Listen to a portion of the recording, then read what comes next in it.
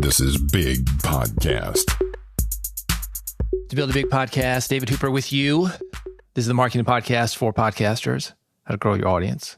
Make a better podcast that actually attracts people and people care about when you are not there. Do something that makes a difference. Do something that spreads a message. I'm doing what we'll call a lo-fi episode for this one, and this is me in my office. I just heard this clip from Mannie Fresh. I want to play just a couple seconds of it now, talk about it, and then go into the whole clip. You got 8 sounds. Figure it out. How to make 8 sounds incredible. I challenge young kids right now. Make 8 sounds incredible. If you don't know who Mannie Fresh is, a producer, writer, did a lot of the stuff for Cash Money Records, and a well-known, respected musician out of New Orleans. Any of what we call bounce music that came out of New Orleans. He was there during that time. This is 30 years ago, big in the 90s, just sold his catalog though, still big. A lot of the stuff he did with Juvenile, and you've probably heard that. When he was making these hits, just during that time, he didn't have a lot of technology. And this is one of the things that we have seen again and again and again in the music industry. There's a lesson for podcasters here, which is why I bring this up. This is an interesting music business piece of trivia. You may have heard of Chet Atkins, and Chet Atkins was known for doing 2 guitar parts at once. He would play the bass part, boom, boom, boom, boom, and then he would play a melody on top of it. And what Chet Atkins didn't know when he listened to records way back in the day, there were no videos, is that there were actually 2 guitar players playing. He thought that what he was hearing was the way that it was, one guitar player. He learned how to play 2 guitar parts on one guitar.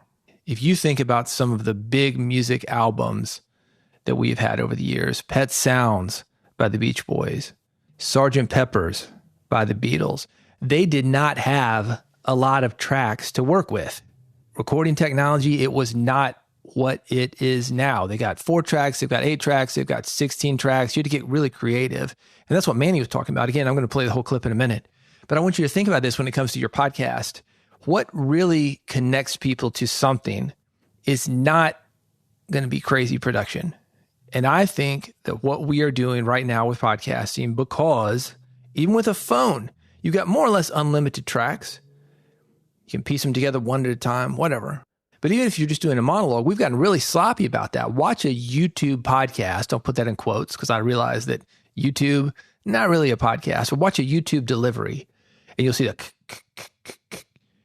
these jump cuts. They're not doing a jump cut because that's the style. They're doing a jump cut because these guys can't deliver a message for more than a few seconds without messing up.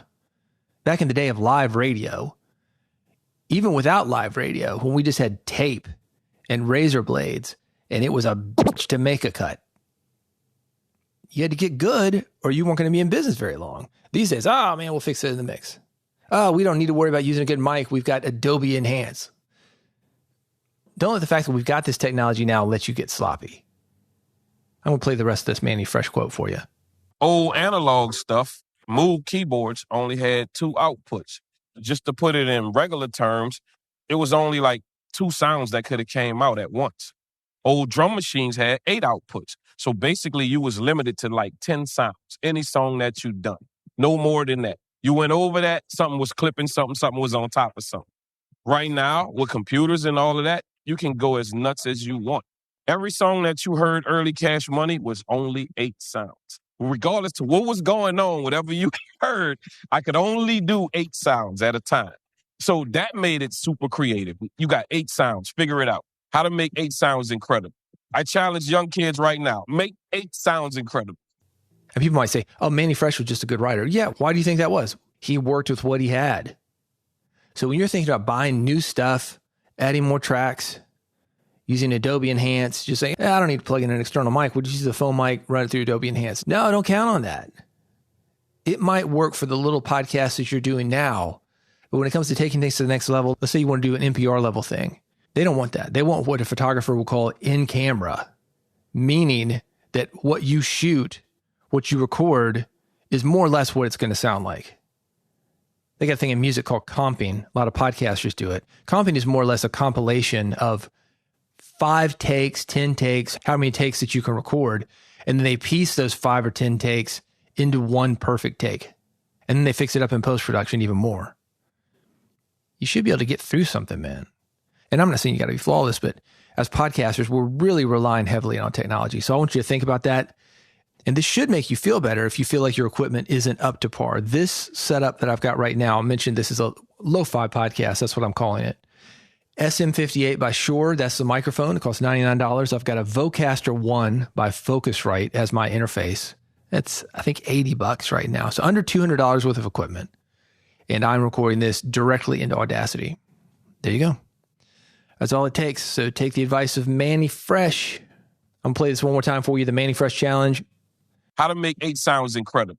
I challenge young kids right now. Make 8 sounds incredible. Take it and use that on your next podcast. Just a few sounds, as few tracks as possible, as few takes as possible, as little equipment as possible. Hey, if you're looking for personal help with your podcast, growing that audience, doing what I talk about on this podcast, I've got something called Big Podcast AMP, AMP. It stands for Audio Monetization Program. You can find all the information at bigpodcast.com/AMP. That's bigpodcast.com/AMP. While you are on the site, subscribe to the podcast. Never miss an episode.